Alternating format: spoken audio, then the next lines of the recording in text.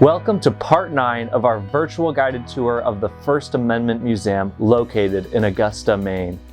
In this stop, we'll be exploring the often forgotten freedom of petition, a crucial part of the First Amendment. The freedom of petition is the fifth and final freedom found in the First Amendment.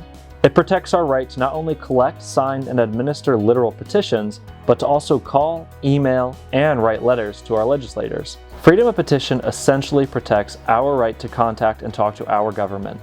Letting our government know our thoughts, ideas, concerns, and more is integral to the functioning of our democracy.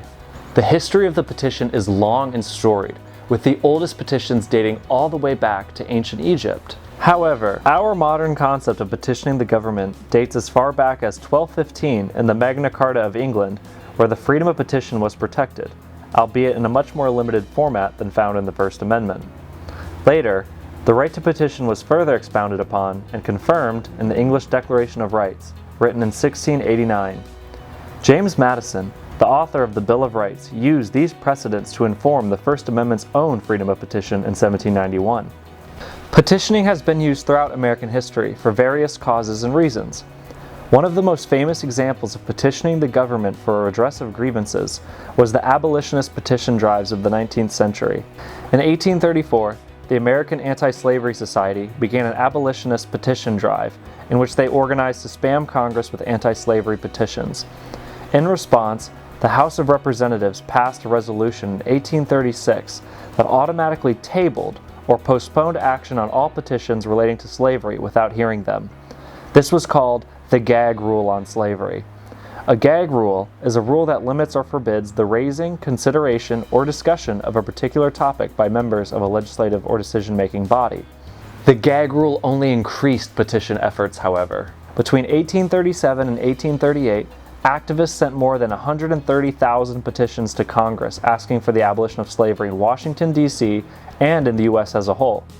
The gag rule increased anti-slavery sentiment in the North because many Americans saw their First Amendment rights as being violated by a government that refused to answer to their power of petition. By 1844, the gag rule was overturned on a motion made by John Quincy Adams, a prominent abolitionist himself. The power of the petition helped shed light on the entrenched political forces that coalesced to protect slavery, resulting in a stronger anti-slavery sentiment. The petition thrives today as well. With the rise of the internet, websites like Change.org and We the People have taken petitioning into cyberspace. Today, creating, signing, and getting petitions out to a mass audience has never been easier. In fact, the Justice for George Floyd petition on Change.org, created by a 15-year-old from Oregon in 2020, quickly became the largest and most signed petition in U.S. history. Many have argued, however, that the ubiquity of petitioning in the modern era, caused by the internet, has lowered the petition's efficacy. In fact, nowhere in the Constitution does it state that anybody has an obligation to respond to any petition. Many petitions can go unanswered and ignored. Thank you so much for joining us for part 9 of our virtual guided tour of the First Amendment Museum. We look forward to seeing you in part 10, where we will be discussing the freedom of the press.